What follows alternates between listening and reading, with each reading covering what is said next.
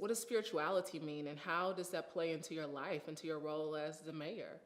It means everything to me. My grandmother, I had a praying grandmother, and she walked and talked about God daily in the context of everything that was going on around us. She would just always remind us all things work for the good of those who love the Lord. Yeah. And she just had a heart for God, and so did my grandfather. And so it's always been a part of my life. And, there's some people who live in church day in and day out, and I didn't grow up that way, but certainly connected in a very meaningful way. And people around me who believed that there was a higher power. And it, for me, has been about having a relationship with God and being prayerful and having daily conversations. And sometimes that means that the answers are very clear to me. Yeah. And sometimes it means I'm not hearing anything. You gotta wait on the Lord. That's right. That I have to just be still. And that's the hardest part. And that's probably what you heard me talking about on V103, that it really was this external pressure to make a decision about running for mayor. And it went on and on and on. And I remember my husband and I were on vacation. It was during the summer. And I had decided that God was going to make it clear to me by the end of that vacation whether or not I was to run for mayor. And my husband and I had one of the biggest arguments we've ever had. And at that time, people were already getting in the race, and I said, I can't decide because God hasn't told me this is what I should do. And it was not until, I believe, that November that I just knew. And I remember when my husband and I had that argument, he said, how will you know? I said, I don't know how I will know.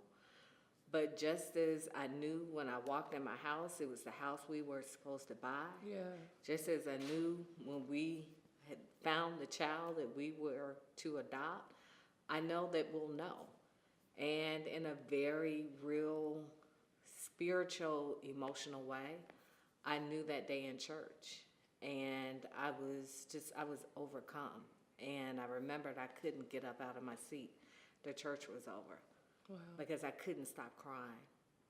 And I think part of it was, I knew this is going to be a heavy, heavy weight.